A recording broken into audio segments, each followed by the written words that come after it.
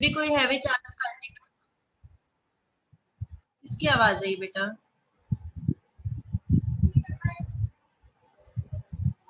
जब भी कोई हैवी चार्ज पार्टिकल मेटल से पास होता है तो क्या होता है, वो मेटल के एटम के साथ क्या करता है, इंटरेक्शन करता है। ठीक है, तो यहाँ पर दो प्रोसेस हो सकती हैं। पहली क्या प्रोसेस है कि जो चार्ज हैवी चार्ज पार्टिकल है वो क्या करे, अपनी एनर्जी, इतनी सफिशिएंट एनर्जी प्रोवाइड कर दे मेटल के एटम्स को कि वो क्या हो जाए, आयनाइज हो जाए। आयनाइज होने का मतलब क्या है कि वो क्या करते, मेटल के एटम्स के जो इलेक्ट्रॉन है उनको नॉकआउट कर दे। ठीक है, तो एटम क्या हो जाएगा, उस केस में आयनाइज हो जाएगा। एटम के ऊपर पॉजिटिव चार्ज आ जाएगा और इलेक्ट्रॉन के ऊपर नेगेटिव चार्ज आ जाएगा। ठीक है, तो दूसरी प्रोसेस क्या पॉसिबल है कि जो एटॉमिक जो फास्ट मूविंग पार्टिकल है, हैवी चार्ज पार्टिकल है, वो क्या करे, एटम को इतनी एनर्जी दे कि वो सिर्फ क्या हो, एक्साइट स्टेट में चला जाए। ठीक है, फिर वो वापस अपनी नॉर्मल पोजीशन में आएगा तो क्या करेगा, रेडिएशन एमिट करेगा उसी डिफरेंस के, एक्साइटेड और लोअर के डिफरेंस की रेडिएशन एमिट करेगा। और वो रेडिएशन क्या है, विजिबल रीजन में फॉल करती हैं। ठीक है, उन रेडिएशन को हम क्या बोल देते हैं, एक्स रेज। ठीक है, तो दो प्रोसेस पॉसिबल है यहाँ पर।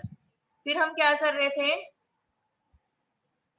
हम जो पार्टिकल यहाँ पर कंसीडर कर रहे थे 0.1 से 5 मेगा इलेक्ट्रॉन वोल्ट एनर्जी के पार्टिकल कंसीडर कर रहे हैं। ठीक है, उस केस में जो इंटरेक्शन होता है वो क्या होता है, कोलम्बियन इंटरेक्शन होता है between charge particles and electrons.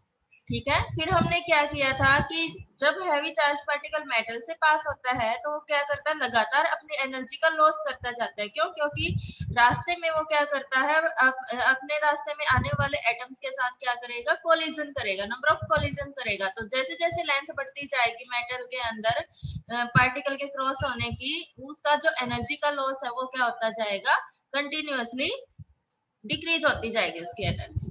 ठीक है, फिर हम क्या कर रहे थे, एक्सप्रेशन फाइंड कर रहे थे कि यूनिट पाथ लेंथ में कितना एनर्जी का लॉस होता है। ठीक है, हमने क्या किया था, एक इलेक्ट्रॉन के एनर्जी का लॉस निकाल लिया था जब वो मटेरियल जो हैवी चार्ज पार्टिकल है, मेटल के इलेक्ट्रॉन से हमने मान लिया एक इलेक्ट्रॉन के साथ कोलिजन कर रहा था।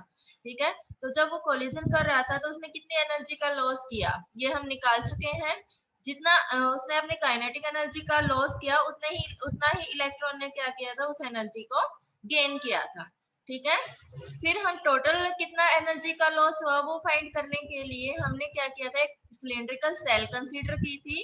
ठीक है, इन बिटवीन रेडियाई बी से b plus d b radii के अंदर। ठीक है, उस सिलेंडर की हमने जो लेंथ माननी थी वो कितनी थी, dx लेंथ मानी। ठीक है,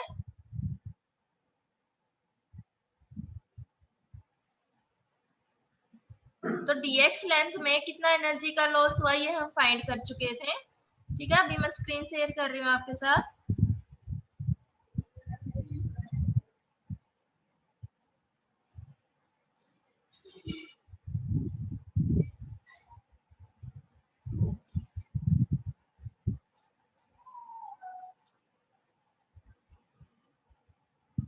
श्योर है बेटा स्क्रीन?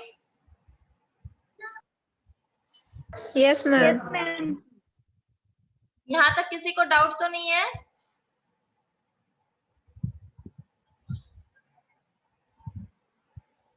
Hello, no ma'am. हो गया था यहाँ तक बेटा? Yes ma'am. ओके, उसके बाद हमने क्या फाइंड किया था कि जो हमने सिलेंड्रिकल सेल कंसीडर की है, जो एनक्लोज है between radii b and b plus d b. ठीक है, इस सिलेंड्रिकल सेल में हमने क्या फाइंड किए थे, नंबर ऑफ इलेक्ट्रॉन्स फाइंड किए थे। हमने क्या बताया, if small n be the number of electrons, या स्मॉल एन क्या माना है यहाँ पर, number of atoms per unit volume. ठीक है, तो नंबर ऑफ इलेक्ट्रॉन क्या हो जाएंगे उस केस में, हम क्या कर देंगे उसको इसके एटॉमिक नंबर से मल्टीप्लाई कर देंगे। ठीक है, तो नंबर ऑफ इलेक्ट्रॉन आ जाएंगे हमारे पास। नंबर ऑफ इलेक्ट्रॉन के लिए हम क्या करेंगे, जो इसका हमने क्या माना, स्मॉल एन क्या है, नंबर ऑफ इलेक्ट्रॉन पर यूनिट वॉल्यूम। ठीक है, तो हमने क्या किया, इसको वॉल्यूम से ही मल्टीप्लाई करके नंबर ऑफ इलेक्ट्रॉन निकालिए हमने। इस dx लेंथ में कितने इलेक्ट्रॉन है हमारे पास। ठीक है, इस सिलेंडर के अंदर जो एनक्लोज है between radii b and b plus d b. ये स्टेप आ गया था समझ में?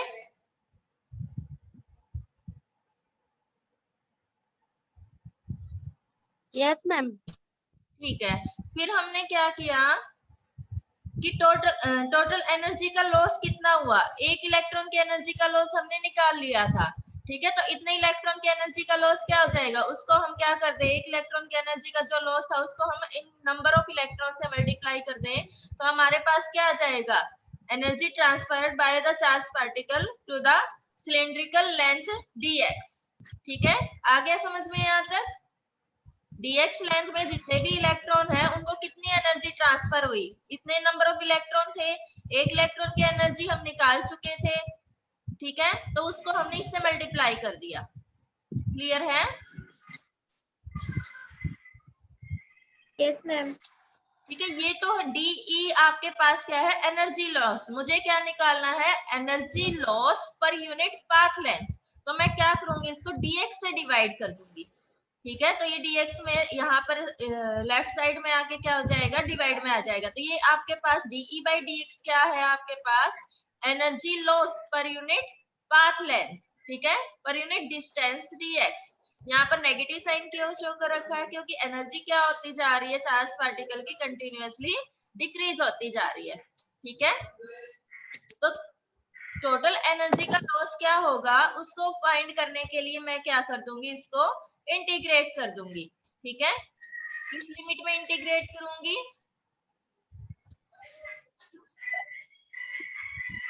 किन इलेक्ट्रॉन के लिए निकाल रही हूँ मैं एनर्जी लॉस, जो इस b and b plus db length के बीच में लाई कर रहे हैं सिलेंडर के अंदर। ठीक है, तो मिनिमम लिमिट होगी मेरी b, मैक्सिमम लिमिट होगी b मैक्स। ठीक है, तो मैंने क्या कर दिया, इसको b मिनिमम से b मैक्सिमम मैंने इसको क्या कर दिया, इंटीग्रेट कर दिया टोटल एनर्जी लॉस फाइंड करने के लिए। ठीक है, यहाँ पर आएगा db बाय b आएगा यहाँ पर।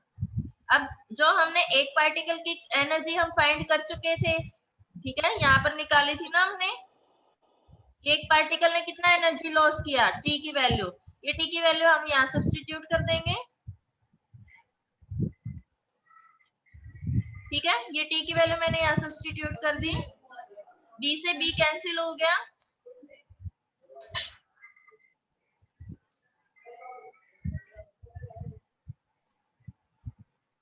To pi n z b t d b. यहाँ पर मैंने क्या किया, टी की वैल्यू सब्स्टिट्यूट कर दी। ठीक है, यहाँ आएगा आपके पास डीबी बाई बी आएगा।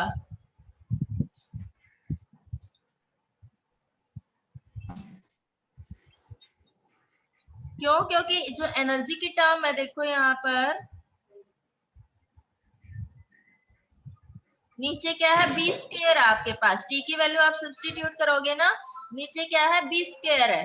ठीक है, और एक यहाँ पर टी के साथ बी मल्टीप्लाई में है, तो एक बी आपके यहाँ डिवाइड में आ जाएगा यहाँ पर। ठीक है, तो यहाँ पर डीबी बाई बी आएगा बेटा, इसको करेक्ट कर लेना। ठीक है, फिर हम इसका इंटीग्रेशन करेंगे तो डीबी बाई बी का तो क्या जाएगा, लॉग ऑफ बी। ठीक है, फिर हम क्या करेंगे, लिमिट सब्स्टिट्यूट करेंगे, upper limit minus lower limit, तो log of b max divided by log of b minimum, ये आ जाएगा आपके पास। ठीक है, आ गया यहाँ तक? Yes ma'am. ओके, तो यहाँ पर ये माइनस dx क्या शो कर रहा है, energy loss per unit path length of the heavy charge particle, इसी को हम क्या बोल देते हैं, स्पेसिफिक एनर्जी लॉस। ठीक है, अगर हम इसकी एवरेज वैल्यू ले, क्योंकि छोड़ देगा ना है ना, पढ़े करेगा ओके, पढ़न का नाम तो उसकी दादी बाबा सारे मर जाए, पढ़े रहेगा ना। अपने आप से ही सोचना चाहिए, माइक क्यों ऑन करके रखते हो तुम। तो यहाँ पर ये डीई बाई dx है, इसको मैं क्या बोल दूंगी, energy loss per unit path length of heavy charge particle. ठीक है, इस जिसको मैं क्या नाम देती हूँ, स्पेसिफिक एनर्जी लॉस। अब देखो कहीं ज्यादा कोलिजन होंगे मेटल के अंदर, कहीं क्या होंगे, कम होंगे, तो मैं क्या ले लेती हूँ, सबका एवरेज ले लेती हूँ। ठीक है। तो जो एवरेज वैल्यू होगी स्पेसिफिक एनर्जी लॉस की, उसको मैं क्या बोल दूंगी, stopping power of the absorbing material. ठीक है, जिसमें से क्या चार्ज पार्टिकल क्या करेगा, पास करेगा। ठीक है, आगे समझ में। मैम ये स्टॉपिंग पावर रिपीट कर दो। स्टॉपिंग पावर देखो बेटा, dE by dx क्या है आपके पास, energy loss per unit path length. ठीक है, इसको हम स्पेसिफिक एनर्जी लॉस बोलते हैं। अब जो हैवी चार्ज पार्टिकल है मेटल के अंदर से पास होएगा, तो कहीं क्या होंगे, ज्यादा कोलिजन होंगे और कहीं क्या होंगे, कम होंगे। तो क्या ले लेते हैं, उन सबका एवरेज ले लेते हैं। ठीक है, तो वो एवरेज वैल्यू को हम क्या बोल देते हैं, stopping power of the absorbing material. ठीक है, एनर्जी लॉस का, यस मैम। एनर्जी लॉस की जो एवरेज वैल्यू होगी, उसको हम क्या बोल देते हैं, stopping power of the absorbing material. Clear है। यस मैम, हो गया। हो गया। ठीक है, अब हम क्या करेंगे, बी मैक्सिमम और बी मिनिमम की वैल्यू फाइंड करेंगे। ठीक है, बी मिनिमम क्या हो सकता है, 0। ठीक है, और बी मैक्सिमम क्या हो सकता है, इनफाइनाइट। ठीक है, क्योंकि वो जो मटेरियल है, मेटल है, वो क्या हो सकती है, इनफाइनाइट लेंथ की हो सकती है। ठीक है, तो उस केस में जब हम बी मिनिमम 0 कंसीडर करें, बी मैक्सिमम इंफिनिटी कंसीडर करें, तो जब ये यहाँ पर वैल्यू सब्स्टिट्यूट करेंगे हम, तो जो एनर्जी लॉस है वो क्या आएगा, पर यूनिट पाथ लेंथ इनफाइनाइट आएगा। ठीक है, तो इसलिए हम क्या करेंगे, बी मिनिमम और बी मैक्सिमम की वैल्यू फाइंड करेंगे। तो बी मिनिमम कैसे फाइंड करेंगे हम, बी मिनिमम फाइंड करने के लिए हम हाइजेनबर्ग अनसर्टेनिटी प्रिंसिपल का यूज करते हैं। ठीक है, वो हाइजेनबर्ग अनसर्टेनिटी प्रिंसिपल क्या कहता है कि जो एनर्जी लॉस, जो मोमेंटम ट्रांसफर है बाय द चार्ज पार्टिकल, इस केस में हम क्या मान लेते हैं, जो बी मिनिमम वैल्यू फाइंड करने के लिए हम क्या मान लेते हैं, जो हैवी चार्ज पार्टिकल उसको हम रेस्ट में कंसीडर कर लें, और जो इलेक्ट्रॉन है आपका, लाइट चार्ज पार्टिकल है, हम मान लेते हैं वो क्या करेगा, हैवी चार्ज पार्टिकल के साथ स्ट्राइक करेगा। तो जो मोमेंटम इम्पार्ट होगा इलेक्ट्रॉन को, वो कितने से एक्सीड नहीं कर सकता, मान लेते हैं हम 2 MV से एक्सीड नहीं कर सकता। ठीक है, according to the Heisenberg uncertainty principle. बात समझ में आई। Yes ma'am. ठीक है, हाइजेनबर्ग अनसर्टेनिटी प्रिंसिपल का यूज करके हम बी मिनिमम की वैल्यू बता सकते हैं। बी मिनिमम वैल्यू कैसे फाइंड करेंगे हम, हाइजेनबर्ग अनसर्टेनिटी प्रिंसिपल से। हाइजेनबर्ग अनसर्टेनिटी प्रिंसिपल क्या कहता है कि अगर हम ये कंसीडर करें, क्योंकि हैवी चार्ज पार्टिकल है, मास ज्यादा है उसका। ठीक है, तो जो हैवी चार्ज पार्टिकल है उसको हम रेस्ट में कंसीडर कर सकते हैं, और जो इलेक्ट्रॉन है वो क्या कर रहा है, हम मान के चले वो क्या करेगा, स्ट्राइक करेगा हैवी चार्ज पार्टिकल के साथ। तो जो मोमेंटम वो ट्रांसफर करेगा हैवी चार्ज पार्टिकल को, वो एक्सीड नहीं कर सकती, किस लिमिट से, 2 MV से। ठीक है,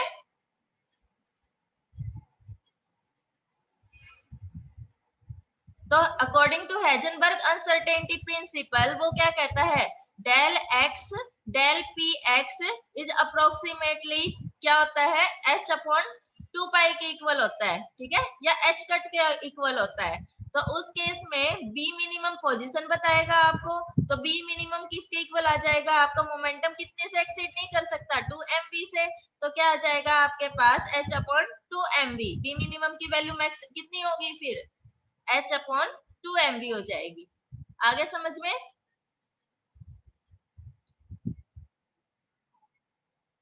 यस मैम। ठीक है, ओके, अब हम क्या करेंगे, बी मैक्सिमम फाइंड करेंगे।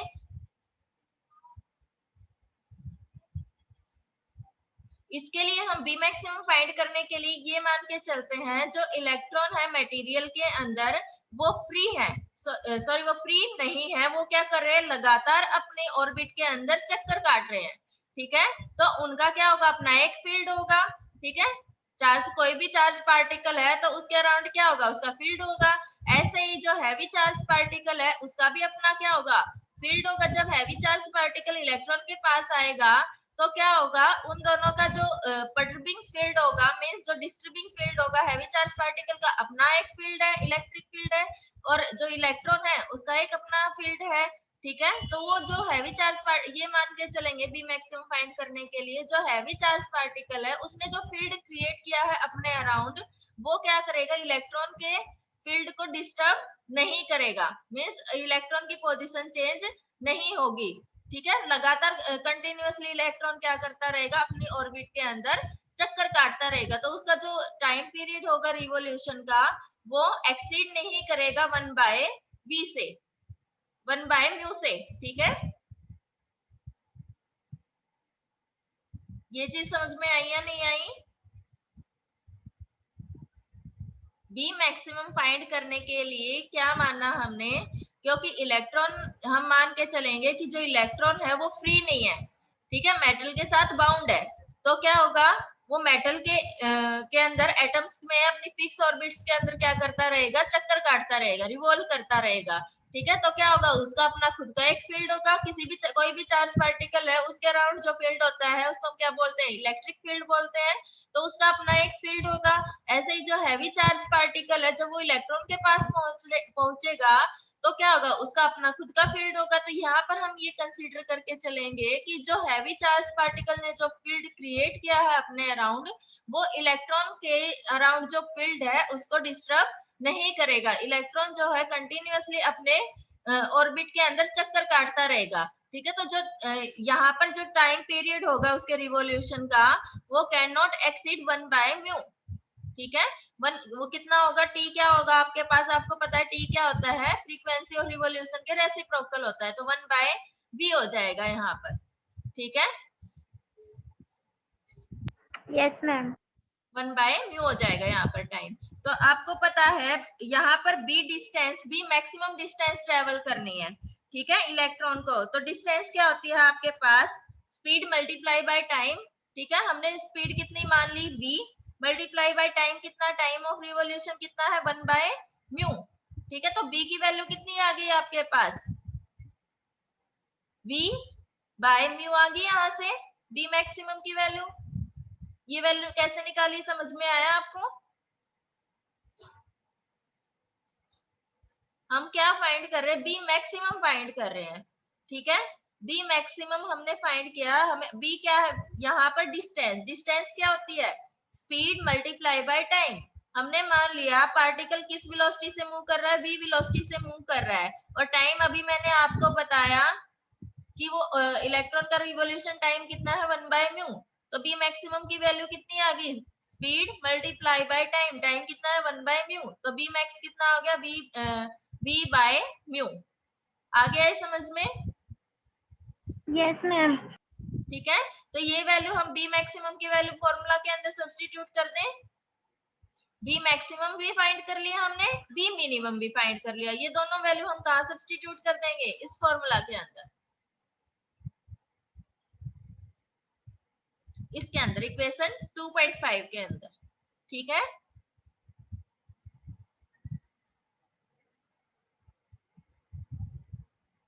बोलो आया या नहीं आया यहाँ तक आपको? हाँ क्या मैम? आ गया ना। एनर्जी लॉस निकाल लिया हमने पर यूनिट पाथ लेंथ, किसके लिए, एक सिलेंडर के लिए जो एनक्लोज है between b maximum and b minimum. ठीक है,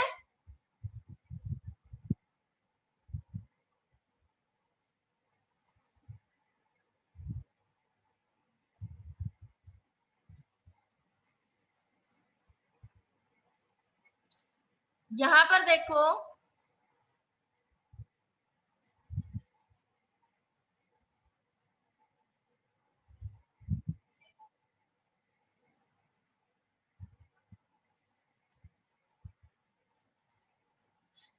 ये फॉर्मूला बना हमारे पास, z² e² nz 8 pi epsilon naught square mv² log of 2m v² divided by h nu। यहाँ पर जो ये h nu एनर्जी है, ये क्या है, binding energy of the electron, किसके अंदर, मेटल के अंदर। ठीक है, तो यहाँ पर जो ये स्टॉपिंग पावर है dE by minus dE by dx, ये किसके प्रोपोर्शनल है, यहाँ पर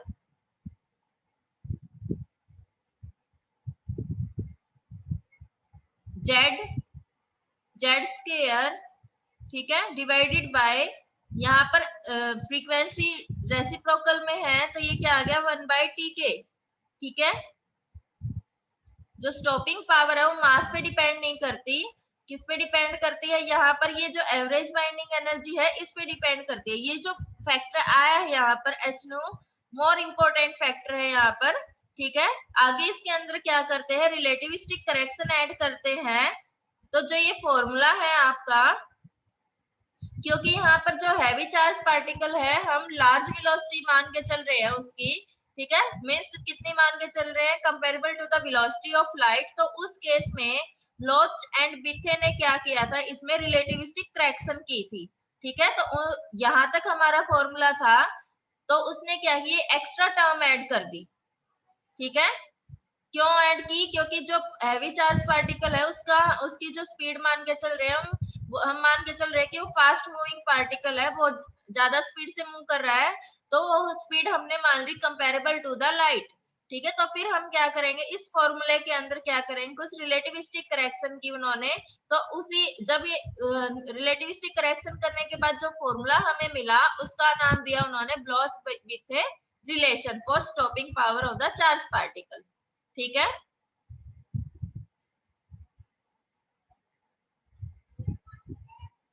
एग्जाम के अंदर आपके क्या आएगा, derive Bloch with a formula, Bloch with a formula, ठीक है।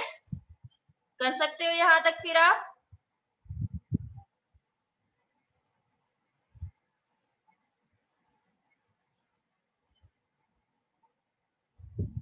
Hello, Yes, ma'am. This formula is applicable only for fast moving particle, means उनकी जो वेलोसिटी होगी कंपेरेबल टू द लाइट, उन पार्टिकल के लिए क्या होगा, एप्लीकेबल होगा, ठीक है। और जिनकी कंपेरेबल नहीं होगी तो फॉर्मूला आपका कहाँ तक एप्लीकेबल होगा, यहाँ तक एप्लीकेबल होगा, ठीक है। Yes ma'am. तो एग्जाम के अंदर आपके पास क्या आएगा, derive block with a formula for heavy charge particles, तो ये आपको कंप्लीट करके आना पड़ेगा बेटा, okay Okay, ma'am. Okay. Okay आज मैम। आप यहीं तक कर लो, अटेंडेंस का स्क्रीनशॉट ले लो।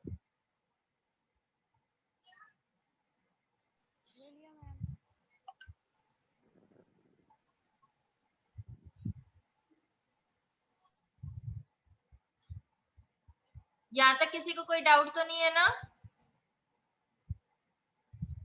मैम एक बार इसमें बी मिनिमम है ना, उसकी वैल्यू बताना। देखो बेटा, हेजनबर्ग अनसर्टेनिटी प्रिंसिपल का यूज करके हमने क्या फाइंड किया है, बी मिनिमम फाइंड किया है, ठीक है। हेजनबर्ग अनसर्टेनिटी प्रिंसिपल क्या कहता है, del x dot del p x can not exceed h cut, ठीक है। एच कट से अब वो नहीं हो सकता, कई बार हम एच कट की जगह पे एच भी ले लेते हैं, ठीक है। तो उसी केस में डेल एक्स आप क्या हो जाएगा आपका यहाँ पर बी मिनिमम, ठीक है। बी मिनिमम हम पोजीशन ही फाइंड कर रहे हैं, तो डेल एक्स आपका बी हो जाएगा, ठीक है। और हेजनबर्ग अनसर्टेनिटी प्रिंसिपल क्या कहता है कि अगर हम ये मान के चलें जो आपका हैवी चार्ज पार्टिकल है वो क्या है, रेस्ट में मान के चले, और इलेक्ट्रॉन क्या कर रहा है, उसके साथ कोलिजन कर रहा है, तो जो इलेक्ट्रॉन है उसकी मोमेंटम 2mv से ज्यादा एक्सीड नहीं कर सकती। तो हमें मोमेंटम की लिमिट पता चल गई कि डेल पी एक्स आपका अप्रोक्सीमेट कितना हो सकता है, 2mv, ठीक है। तो b del x del p x approximate h के इक्वल मान के चले तो बी मिनिमम की वैल्यू आ जाएगी ना आपके पास, डेल पी एक्स डिवाइड में आ गया 2mv, yes ma'am, yes ma'am, आ गया मैम। आ गया ना। चलो मीटिंग एंड कर दूं अब मैं, और किसी को कोई ओके मैम। है? No ma'am. Okay okay.